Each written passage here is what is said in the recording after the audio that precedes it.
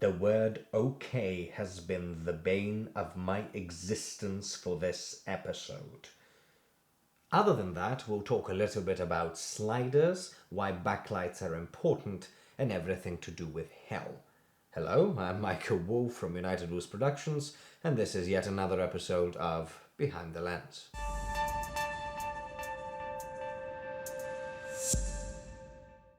In this episode, we'll be taking a closer look at Roommates Episode 5, Fire and Brimstone. As always, we'd like to start with the writing side of things, so we'll go to our ever-elusive writer. Take it away, Dylan. United States. Alright, fine. In terms of writing, this script did not go through any major changes. Rather, it was a matter of making the interactions efficient in their presentation, which is a challenge in itself. In terms of purpose behind the episode, there were two. The first was to have a situation between Jeremy and Angelina where they were not arguing in some form and were instead being quite cordial with each other, to a degree. This is so that there would be a variety to the situations presented, as it is not simply a matter of the two arguing, with Harry coming in at the end ignoring the two of them. This goes on to show that the two of them are capable of spending time together without being at each other's throats, which is important when living with someone, regardless of the entertainment value. Conflict is not going to be the only thing present, and having it come along at the 5th episode proved to be a good point, providing a sense of relief, going so far as to have the two come together and agree on something, because no matter how different people are, there would always be something they can agree with. It just so happens not wanting to go to hell is where they come together. Harry, as is typical of what we have seen so far, treats this moment as if it were any other, leaving them to their own devices. Having already set up that Jeremy is from hell, this proved an opportunity to do a little bit of world building. Because Harry is not portrayed as someone who is curious about such things, it is only natural that Angelina would be the one to approach Jeremy on what hell is like. Rather than it being presented as it has been in various forms of media in the past, I thought it would be interesting if hell was more psychological in nature. A more extreme version of this world, if you will. Because we all love waiting in line and being stuck in traffic and waiting on hold.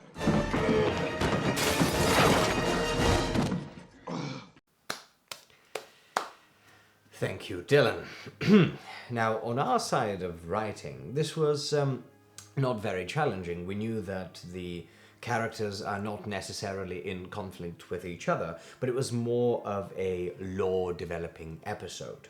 So we decided to keep Jeremy and Angelina on both sides of the counter, not only because this is how we've been used to seeing them before, but also to show the duality of the storytelling. On one side, we have Jeremy, who has the knowledge of everything, and on the other side, Angelina, who wants to learn everything. There's also a little level of power, which we know there was going to be, so we kept Angelina sat down whilst Jeremy was stood up. We also knew that in terms of writing, this is probably the first time that we see both Jeremy and Angelina agreeing on something on their own accord without Harry intervening. Harry does come on at the end of the episode, but not to break them apart, just more of an acknowledgement of the moment that they've had. Another thing to mention here is that in terms of the feel of the scene, because we knew it's not very conflicty, it is one of the few scenes that we used a slider. As I mentioned before, motion creates emotion, so during the very storytelling elements of it, we wanted to include the idea of movement, even where physical movement wasn't present, so that we can keep the shots live and a little more entertaining than just using static tripod shots. And finally, before I actually go into breaking down the episode, as I've told you before, we like to learn from our mistakes. We were told by a few people that as our episodes are quite short, having a full minute intro was a little distracting, and it was a little disheartening because everyone had to go through a full minute of a thing that they've already seen to actually get to a 3-minute episode or a 4-minute episode. So this was actually the first time that we used a very, very shortened intro so that we could still introduce the series and use a little bit of the music, but also to not take too much time away from our viewers and crack on with the episode. So without further ado, let's break down the lighting and framing of episode 5, Fire and Brimstone. We open this episode conveniently on Zori drawing her idea of what hell would be like, very, very Dante-esque. Funnily enough, actually, we took that inspiration from one of the possible illustrations of in Dante's Inferno. You see the demon on the left side rather crudely drawn, and then the rest would be, well, the fire and brimstone. Then the camera pans into a nice parallax. Now you see here on the lighting, we actually have a practical on the table there, but she is lit by a small softbox in the corner of the room just over there. You can actually see a little bit of that light of the small softbox spilling onto the bed in the background. As Zori decides that she doesn't really know much about hell but wants to, she gets up and we move to the ever-familiar kitchen. Similar here, we start on Jeremy cutting carrots, because obviously we've already established that he is the cook of the house. And then from that medium close-up on the hands, we move up to reveal Jeremy. Now, this is, funnily enough, another little inside joke, if you will, that one of the first thing that we ever filmed as a team, but not part of the company, was a showreel scene of mine where I opened up with cutting carrots, which was a scene from a Bulgarian TV show. But it was introduced here as a small inside joke for all of us, really, because we knew he had to be working on something. We decided that carrot is very fitting for who we were. And then after we've revealed Jeremy, the camera moves back to reveal the rest of the space, and then Zori wipes the frame to establish where the 180 line would be. Now, this initial shot was lit by the Godox in sort of this corner. You could see a little bit of the reflection on the fridge. Normally, we would have used a backlight on a C-stand stretching from far above, which is something that we've done in most of these scenes in the kitchen, but we couldn't now because of a few shots later on, this being one of them, because obviously if there was a backlight up there, the wider shot would have revealed it. As Zori sits down, we keep it on quite a wide shot to both show the space behind her. You notice that she does have a backlight, but her backlight is actually in the other room on that side, and she's lit by the Godox, which is now pretty much in front of the fridge on this end. We have a little practical light in the back. Although there is sunny outside, it does help motivate her yellowish light on the hair. Match that shot with a wider shot towards Jeremy as well, this time not only revealing the space but also showing her drawing, showing what he's doing. It's a big we use the wide shots to show activity, to show the space a little bit more, and then we'll go tighter as the conversation becomes a little bit more personal. We go back and forward between the wide shots until Jeremy asks Angelina to tell him something that she hates, in which case now the camera moves into a slightly internal medium close-up because the conversation is now more personal. It isn't a vague conversation about something, it is a personal question about her. We film her slightly closer and on level, although slightly above, and we film Jeremy slightly under to show the power play, obviously the knowledge play as well, but also slightly wider because she's the one who's inquiring about this. We move then very briefly to a side two-shot, which was there to signify that a conflict might have happened, because she goes, tell me something, she doesn't want to tell him anything, and it might have been a conflict here, but she actually concedes, so we cut back to the MCU relaxing about this and moving onwards with the conversation.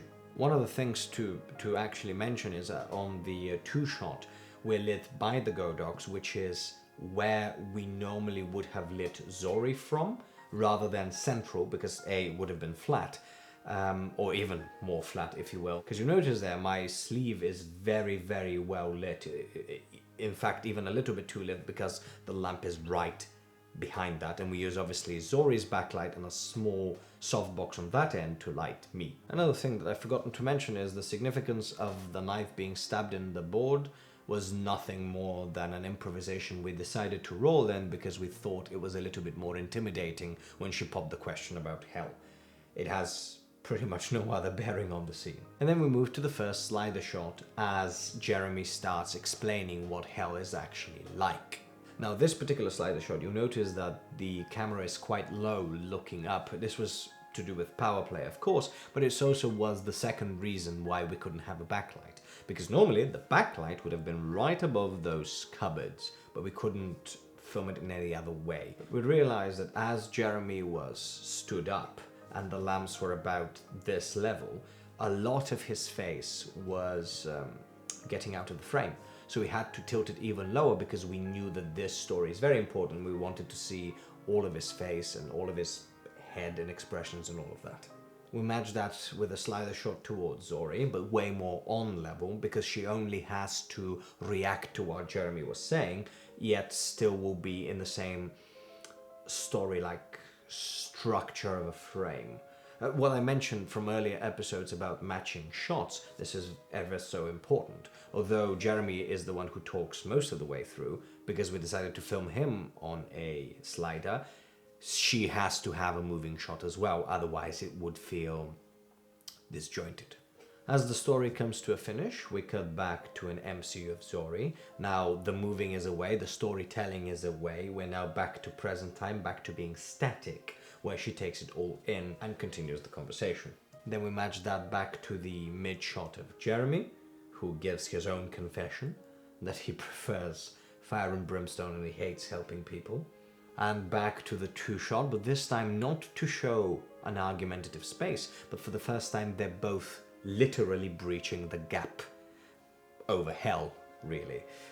It was both symbolic in terms of characters, but it was also nice to have them reach across the physical barrier that has kept them apart so long and have a physical contact that isn't based on aggression. Another thing to mention for the slider shots is that the lighting stays the same dependent on which character we're focused on.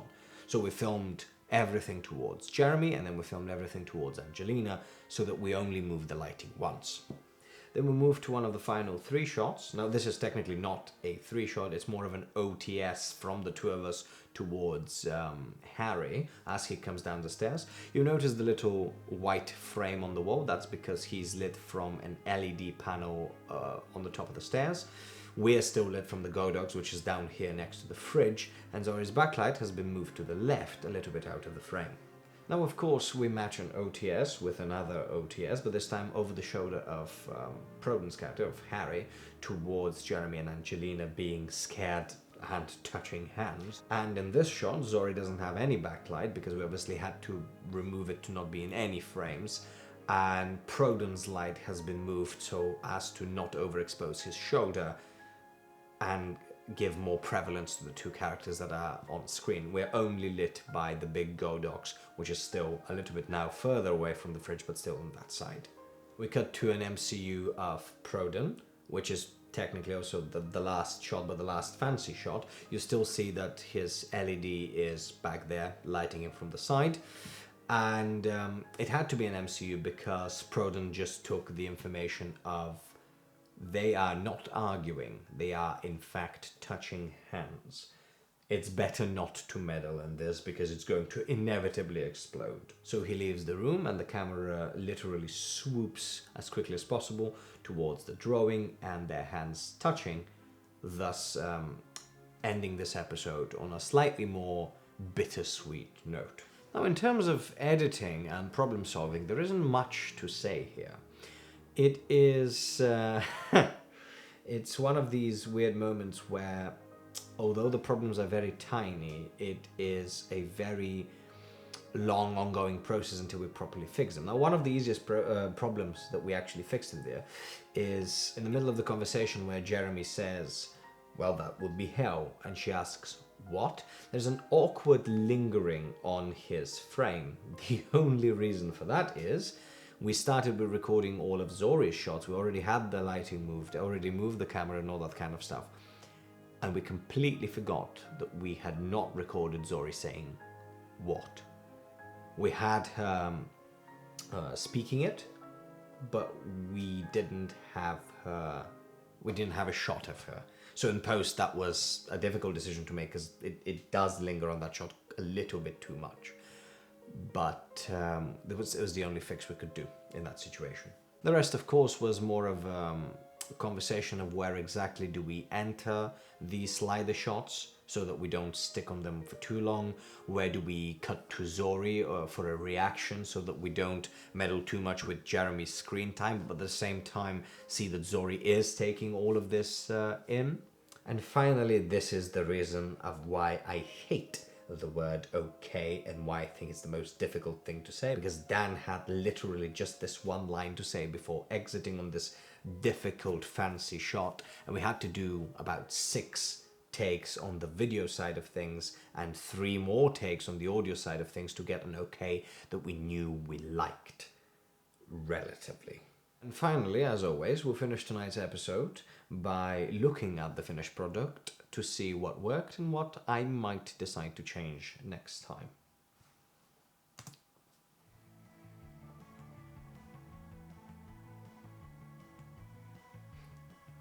The shorter intro works quite well here, I think.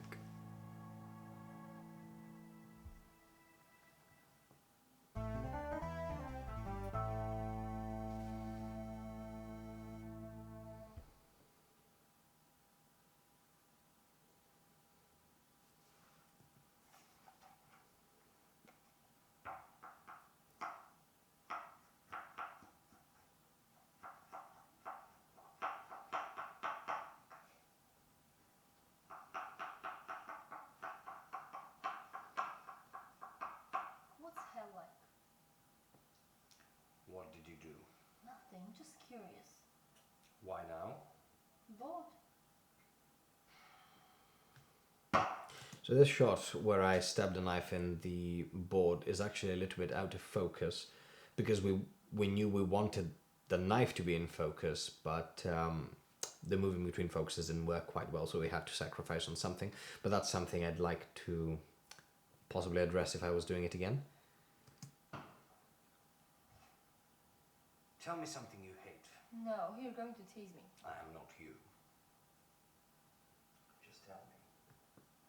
There's a little bit of a problem with the sound there on Just Tell Me, but we might have taken it from the audio file actually.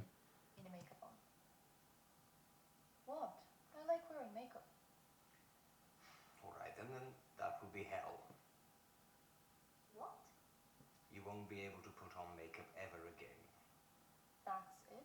It's not just that. You have to go through everything you hate for the rest of eternity. It's not fire and brimstone. It's endless queues. People waiting for callbacks. People waiting in waiting rooms. People making appeals so that they can make their appeals. Taxes. You earn money in hell. Well, it's measured in the pain you endure. So if the thing you hate most is traffic jams, I feel like, although it was a problem on the shooting day, the lack of backlight makes this side of the kitchen very dark and makes Jeremy way too flat. Also, for some reason, my voice here is... I don't speak naturally. I've gone a little low and a little growly. And that wasn't because I didn't have a voice, because this was actually in the middle of shooting, but for some reason I've decided to speak lower and quieter. And I wasn't aware of it on the day, but it's a problem. The longer you endure, the more money you make. That affords you little luxuries. But the more money you make, the more taxes you pay, meaning you can afford less luxuries, meaning you have to endure more. I know I've actually mentioned it in another episode, but the yellow light from the bulbs in the kitchen that makes everything yellow are annoying as hell. No pun intended. What do you hate? Helping people. So you have to help people for all eternity? Yeah.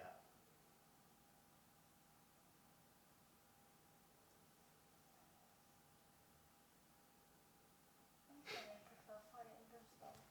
It's a little detail, but I absolutely adore that the knife is just sticking out of the wooden board for the rest of the episode without any explanation. I just don't take it out.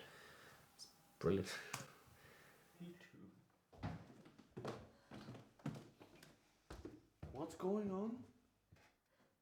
I don't want to go to hell. I don't want to go back.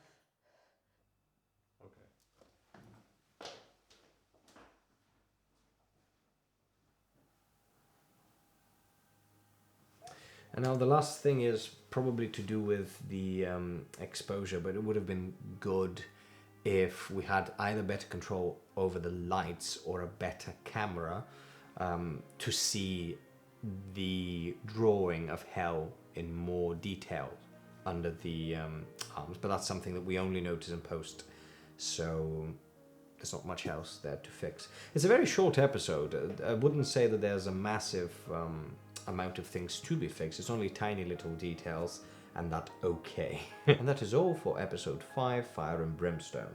Join us next time where we'll be looking at episode 6, Future Harry. Exciting. It's probably one of my favorite episodes so far. And in the meantime, consider liking, sharing, subscribing, commenting, and hitting that notification bell to stay up to date with everything to do with United Wolves Productions.